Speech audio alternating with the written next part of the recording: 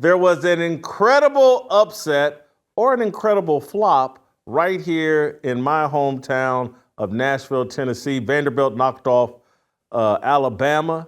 Steve, is this testament to the greatness of college football, or is it testament to the decline of college football that Alabama could lose to Vanderbilt?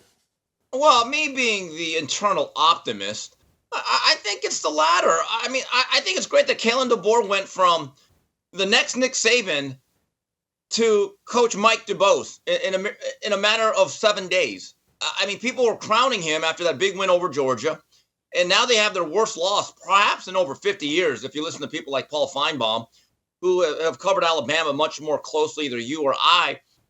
But, Jason, we shouldn't be surprised that they had a difficult time. Vanderbilt is not all that bad, and they play a very difficult style with their offense. They grind the clock. This is what they do. They shorten the game with Diego Pavia. And they're actually very well coached by Clark Lee. I don't know how long they're going to have him, but they've been pretty good this year by their standards. And also, this is why I love college football. There's such a variance from week to week. It's a cliche, but it's true.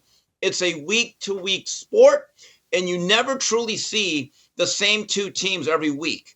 And with the NIL and the transfer portal, things are evened out a little bit. And Jason, I do not take a cynical view of it. I thought what happened on Saturday with all the upsets was actually a great thing. However, there's a caveat. Because of the 12-team playoff, the impact of all these upsets is lessened, and that's a shame.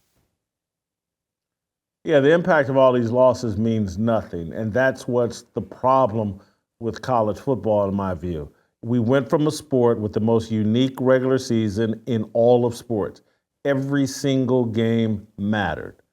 This game, it'll be forgotten. Great upset. It'll be forgotten everywhere outside of Nashville, Tennessee in about 24 more hours. And certainly by the end of the season, it'll be irrelevant. Alabama may win the national championship, and it'll be a nice little asterisk. Oh, but they lost to Vanderbilt. You know, no one cares. I think that these kids have been satiated financially, and that's why the performances are always going to be uneven moving on throughout the rest of college football into eternity. As long as we have this system of guys getting all this money, they're just 18, 19, 20 years old. Once they get satiated and satisfied, and it's not about the school, it's not about school pride, it's not about, hey, let's run the table and make it to the playoffs, the performances are going to be uneven. Alabama laid a major egg. I don't want to call the kids. The right tackle for Alabama was awful. I can't remember his name, but I know there were some thoughts that ran through my mind, like, who got to this kid? Ain't no way Vanderbilt should be running around this dude like he's a cone on the street or whatever. Great moment. I live downtown Nashville. I could hear the kids with the goalposts on their march. I live between Vanderbilt and Broadway and downtown Broadway. I could hear it all. I mean, and it was unbelievable Saturday night, the partying that went on, Bama fans crying everywhere, and Vanderbilt fans going, holy cow, I can't believe this. I can't wait till next week when we lose to somebody that's not very good. But they enjoyed it for the moment. Great moment for Nashville, Tennessee. Great moment for Vanderbilt kids, something they'll never forget. But for the rest of us, I just think it's a signal of like, I just don't know if college football is going to produce the kind of greatness we used to see. Steve, I want to run through the list of undefeated teams left. Your Miami Hurricanes are one of them. And Lord have Steve, how much money have you donated to Miami for the referee fund? How much have you given for the referee fund? That targeting flag they picked up, they gave y'all the game. The offensive lineman that they let downfield on the game-winning pass. Every week, this referees fund is delivering Hurricanes victories. Anyway, respond to any of all that. Yeah. First of all, for you, Mr. Football's gone too soft, that was a devastating and clean hit led by student-athlete Wesley Bassint. The guy led with the crown of his head.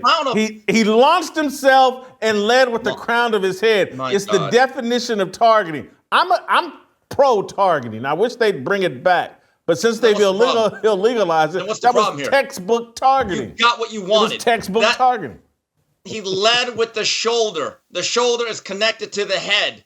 And by the way, Fernando Mendoza, once he gets out of the pocket, is a runner, and he's not defenseless. And for all those fans complaining about that call, you really want a football game of that caliber to be decided by a targeting call? That's just dumb, dishonest. It's an agenda.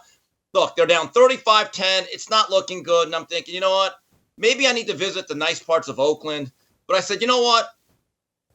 We're going to be okay. We have Cam Ward. Now, Cam Ward giveth, Cam Ward taketh. And I just want to say a couple of things.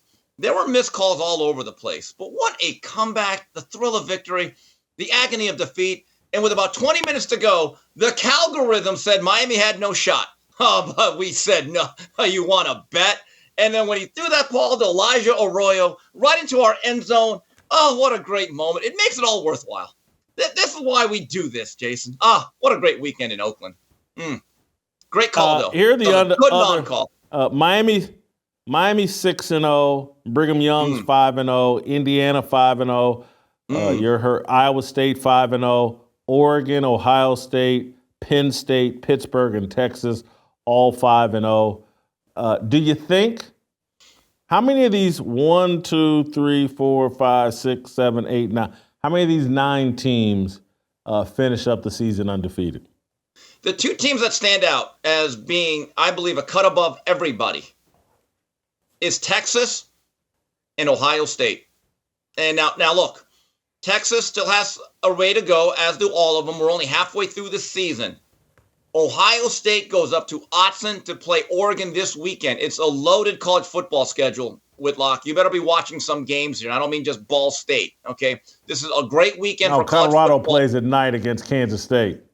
Yeah, okay. As long as Caitlin Clark's not playing, I know that's going to be your main focus. I got other things to do. I'll be watching all the games. I can watch right after church. It'll be awesome. Oh, my. Yeah, church on Saturday. Okay. I'll be watching B-Ball better BF. Little fight there, but everything else is going on. Miami's got a bye week. Well-rested team we need to be. If Ohio State gets out of Autzen alive, and I think they are the better team, and I think they will go undefeated. In my view, from what I've seen, Texas is as good as anybody. So I would say those 2 teams, right off the top of my head, I would say yes. Throughout the regular season, they will remain undefeated. 2, yeah. I think you're right. We know Penn State's going to lose probably this week at USC. James Franklin always figures out a way to disappoint at Penn State. They could never. It would be nice for them to run the table, but I just don't see it. Anyway, Steve, I'm tired of you. I'm gonna let you go. The feeling's mutual. Yeah. I'll see you tomorrow. I'm tired of you. See you tomorrow. That's Steve Kim. Butter, you got any thoughts on Vanderbilt's upset of? Was that a big deal for you? The greatest goalpost coming down disposal was not only a great win of all time for college, but the way that they got rid of the goalpost, greatest of all time. A memorable. That is to carry that all the way down to Broadway, down Broadway, in the river, into the Cumberland. Yeah, that's pretty amazing. Don't miss a second of Fearless. Hit that like button and subscribe to keep up with our latest content.